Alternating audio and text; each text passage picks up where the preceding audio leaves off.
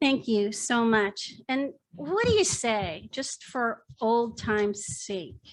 Could we do one more member moment? Would that be all right? Just for old time's sake.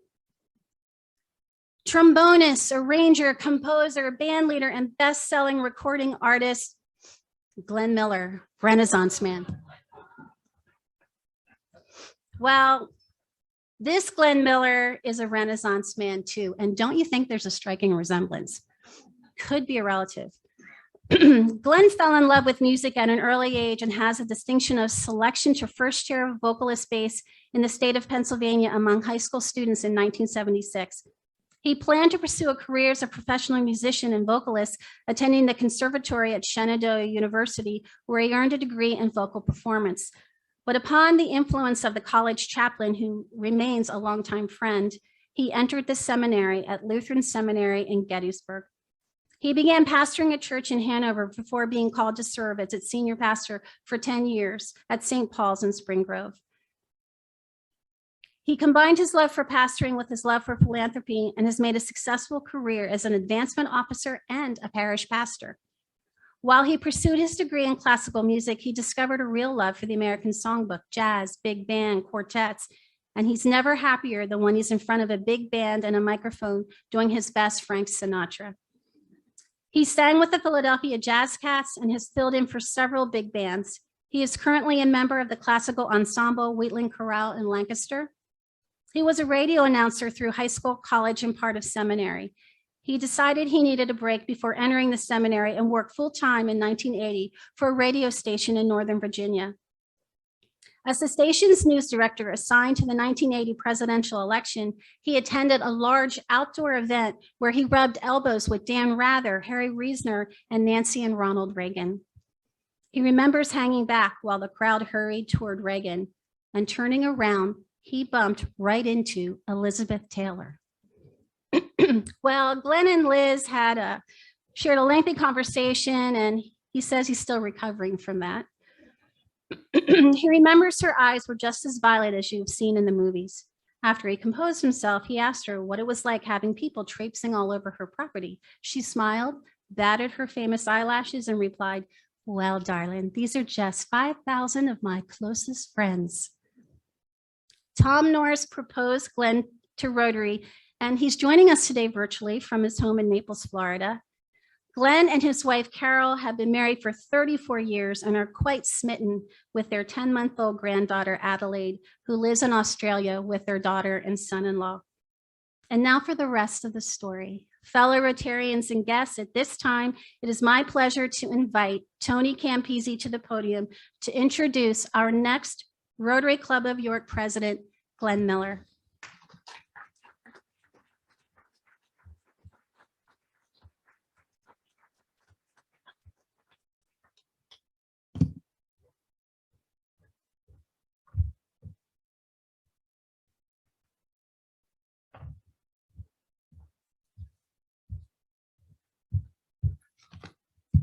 Well, good afternoon, everyone, and thank you, Jackie, once again for your service and leadership, not only here at Rotary, but throughout our entire community. I may be a new member here at Rotary, but it's pretty clear to me that you've been a very dedicated, diligent, knowledgeable, thoughtful, well-spoken, friendly, courteous, and engaging president. You will be a very tough act to follow for whoever has to follow you.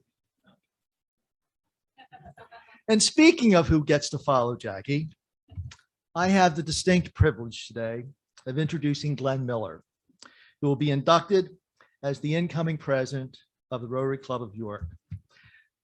Glenn will be the 107th president of Rotary and will serve in this role from July of 2022 through June of 2023. Now, as to why I'm the person introducing Glenn, I think a little background would be helpful. The first and most relevant reason is because Glenn asked me. I, of course, responded that I would be honored to introduce Glenn as the incoming president. I then asked Glenn if he would be kind enough to send me his thoughts on what I should include in my introduction. Now, I think most of you know that Glenn is someone who has exceptional knowledge and skills in the world of philanthropy. But as you've heard, he is also a pastor and Lutheran minister. He's a man of deep faith with an in-depth knowledge of the Bible. So it didn't come as a surprise to me when Glenn sent me this 3-inch thick binder containing his thoughts on what to say. So knowing it would be a bit too much for today's introduction, I decided to just go it alone, especially when I read the first paragraph when I opened the binder. The words began, "In the beginning." It was in for a long read. So while it's certainly relevant that Glenn asked me to introduce him today, I think the why is far more important. I first met Glenn about 8 years ago when he was the president of Spirit Trust Lutheran Foundation. At the time, I was serving on the committee for Spirit Trust's annual Cornerstone Dinner, and later joined the board of the foundation, where I worked closely with Glenn on a wide array of fundraising initiatives for Spirit Trust Lutheran Foundation. Glenn and I worked so well together that I later became chair of the Spirit Trust Foundation board. As the years progressed and Glenn transitioned to a position with York College as the senior director of philanthropy, we became very good friends. How good? Well, in addition to frequent dinners and social gatherings with our wives, Glenn and Carol invited Steph and I to attend their daughter's wedding in August of 2019. Of course, we responded yes. And I asked Glenn, so where is Sarah getting married? Glenn's response was, well, she's getting married at her alma mater. I said, wonderful. Where's that? Glenn says, Oxford. I looked at him and said, you mean Oxford as in Oxford, England?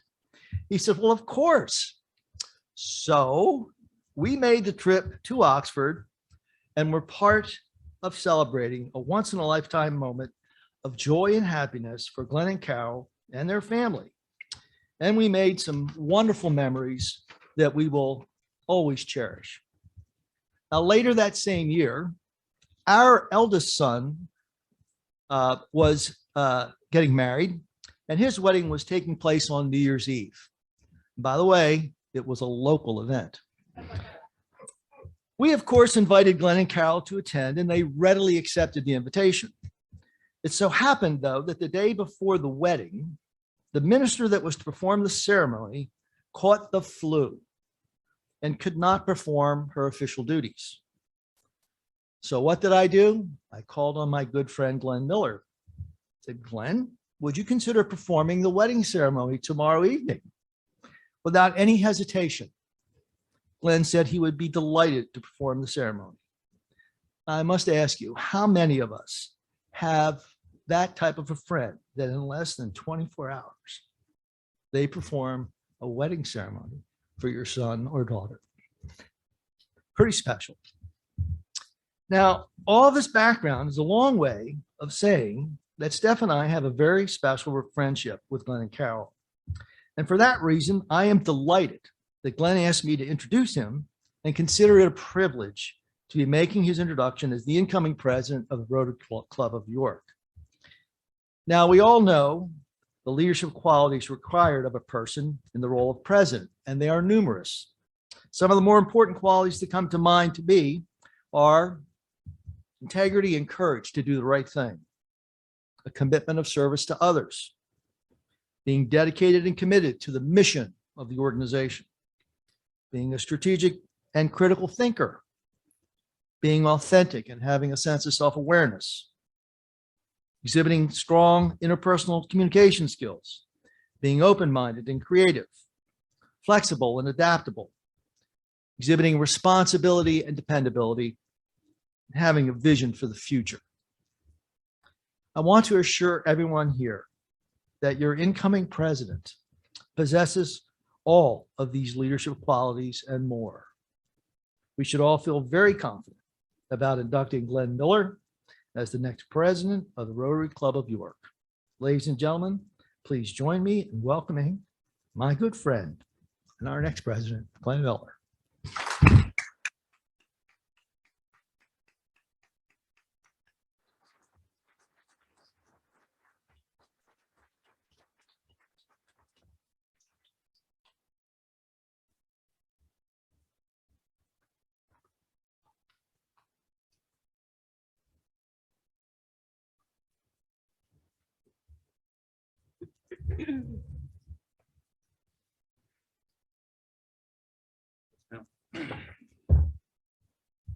This is the passing of the pin.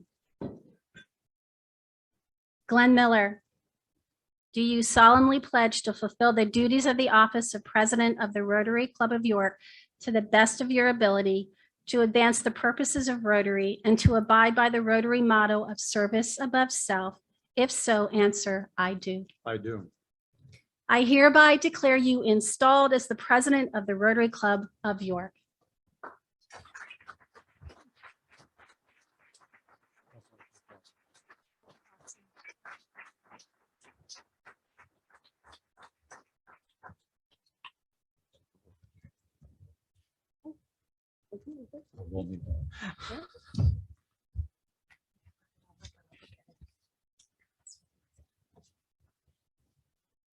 So my remarks next, right? It's down there. Can you go get it? Well, first, I want to thank Jackie for the very gracious and final member moment of her presidency. Thank you very much. She has a remarkable way of weaseling things out of you when she interviews you for these things. Quite remarkable. Second, my thanks to my very dear friend, Tony Campisi. Do I know how to choose an introducer or what? Thank you very much for that absurdly generous introduction. Now, do I go on with my stuff? Okay. The other, Yeah. Yeah, so okay. it's right here. this is going to go really smoothly, folks. There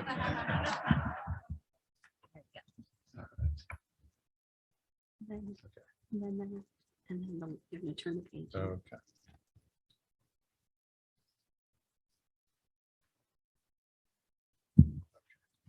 Very good. Now we have some other installations before I continue. Jackie.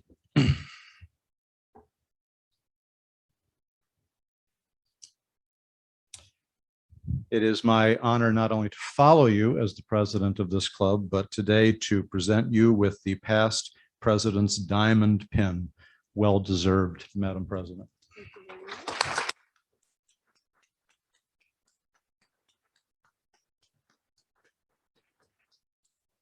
Now, those who are present, would you please rise? Sorry. I think that too. Oh, this too. Okay. Yeah, this too. I'm It gonna wasn't look at in her the desk. script. It's right there. All right, it was in the script. All right. This has gone real well so far. Okay. And a gavel. I told President Gunter Smith that the president here gets a gavel, and they even give you one when you leave. So, Jackie, all yours. Thank you. You can use that with Mike and whatever way you want.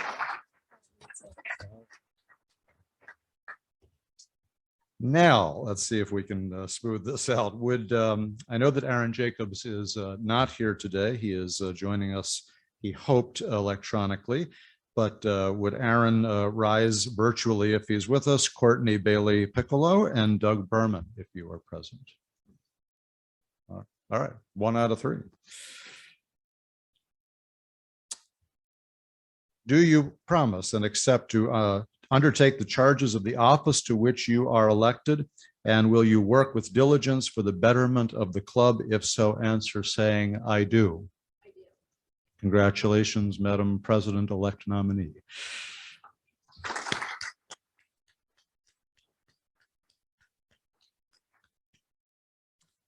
And now new directors to the board would Dee Baker, Jen May, Joan Mummert, and Jules Tolbert please rise if you are present. If you're not present, you don't have to rise. Do each of you solemnly pledge to fulfill the duties as a director to the best of your ability, to advance the purposes of Rotary, and to abide by the Rotary motto of service above self? If so, answer saying, I do. I hereby declare you installed as directors of the Rotary Club of York. Congratulations and welcome.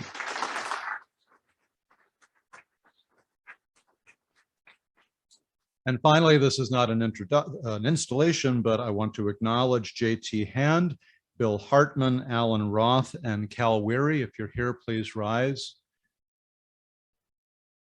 These good folks are continuing in their roles on the board of directors. We're grateful for your continued service. Thank you very much.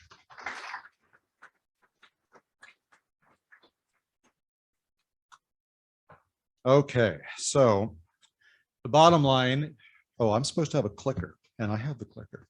The bottom line here is that you have heard enough already about me. And so I want to use my brief new president's remarks time for something a little different and unusual. I hope you will indulge me, not that you actually have a choice in the matter. So I want to talk to you not about me, but I want to talk to you about this handsome devil up on the screen. No, I am not talking about the admittedly adorable kid on the left. I'm talking about his father on the right. That's David Eugene Miller. Very big ears, you will notice, even a bigger heart. During his service in the Second World War, my father contracted malaria, not an unusual thing in the jungles of the South Pacific. He would go on to suffer 17 attacks of malaria in the coming 3.5 years of the war, which frequently left him in a hospital bed in Guam or Fiji or somewhere else in that area with a lot of time on his hands. My father was not a man who could tolerate being idle for very long. That was something he passed on to his son. So during his first or second hospitalization, his mother, knowing this, sent him a little gift, just something to while away the hours. It was a set of speedball calligraphy pens, a bottle of ink, and a guidebook. And over the course of the war, with that little gift, my father taught himself the art of calligraphy. It was just supposed to be a little thing to help him pass the time in a hospital bed. It would ultimately be one of the most important gifts my father ever received. By the time he got home, word had apparently already spread about his newfound talent, probably because all of the letters that he sent home were looking more and more beautiful with each passing one. Before he could unpack his duffel bag, he was getting requests to put his newfound talent to work. It began with his church, which started asking him to do things like engraving the names of kids on Bibles and hymnals that were being given out. Soon he was lettering every baptismal certificate, not just at that church, but many others, every wedding certificate. His high school, John Harris High, asked him to do the diplomas, which he did for many years. When I graduated college, he would do the lettering on my class's diplomas.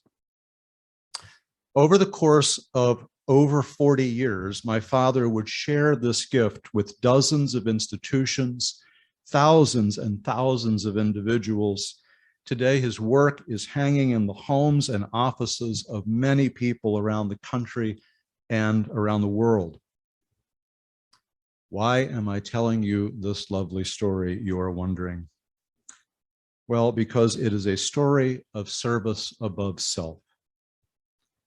My father never served on a committee, certainly never served on a board. He was never, to my knowledge, a member of any club, let alone the president of one. But throughout my life, I witnessed him quietly devote hour after hour, night after night, after finishing his day job, to sharing this gift with others. He never made one thin dime off of any of it. He was a man of very few words, but when I asked him once why he didn't charge people for this beautiful work, and let me tell you, he could have used the money. He told me that the way he looked at it was he was given a talent. It was a gift. And the thing that you do with gifts is that you give them away. I am a slow learner. That's something they should have told you about me before you elected me as your president. So it was only years later, well into my adulthood, that I realized what my father had quietly, almost wordlessly taught me.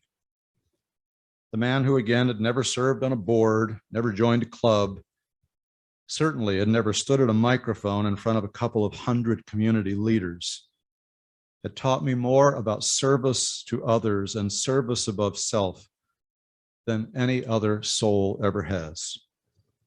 His example prepared me to use the gifts that I have, such as they may be, in service to others.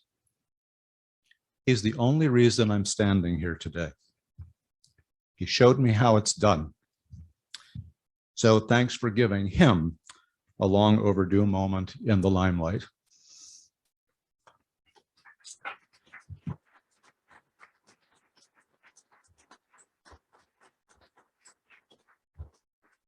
I know he's watching because I'm wearing his cufflinks and his watch. I want to conclude with a few thank yous. My thanks to my guests who graciously took time to be here today, President Gunter Smith, Cindy Riesinger, former Rotarian and City Councilman Henry Nixon, and my colleague Jennifer D'Angelo. My thanks to my friend, past District Governor Patty Rooney, for joining us today.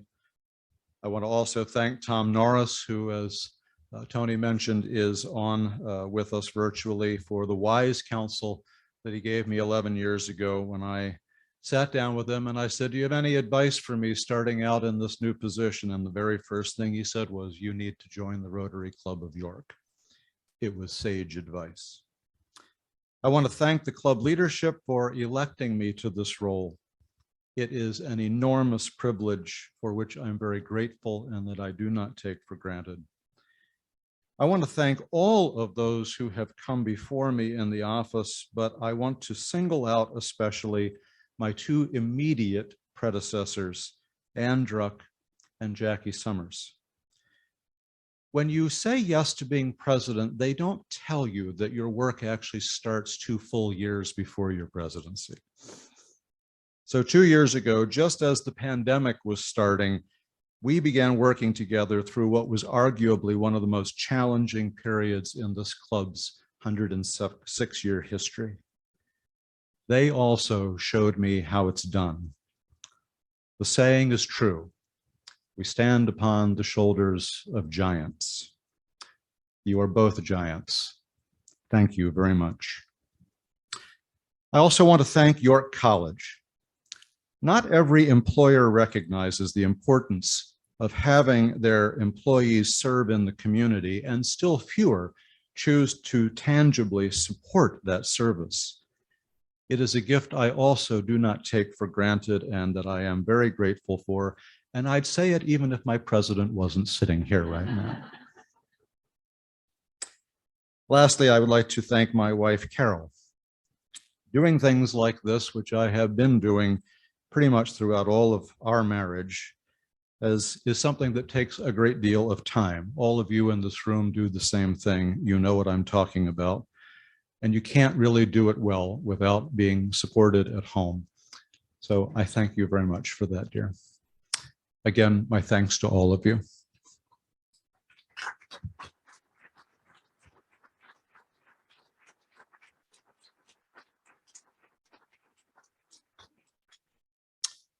So our club meeting next week will feature Cassandra Coleman, Executive Director for the America 250 PA Initiative. Pennsylvania is the birthplace of democracy. Almost 250 years ago, 13 colonies convened in Philadelphia to sign the Declaration of Independence, a document that conveys the ideals of equality, liberty, and government by consent of the governed. These ideals help us identify the cornerstone of our rights and responsibilities as Americans and Pennsylvanians. It will be a great program, and I hope that you will be here for it. Finally,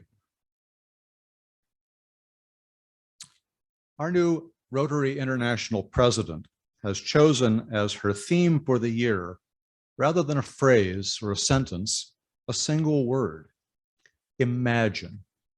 Imagine Rotary. I personally love this.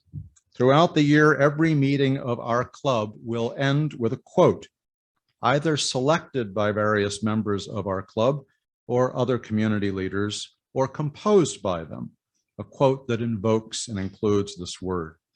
They will hopefully inspire us to imagine great things for this club and the community and the world that we serve. And so I'm going to start it in the first week. Imagine a Rotary Club of York that reflects in every way the diversity of humanity, the breadth of leadership, and the depth of goodness already present in our York community. I'm often asked if I have a vision for the year. That's it. Rotarians, thank you again. This meeting is adjourned. I get to do this for the first time.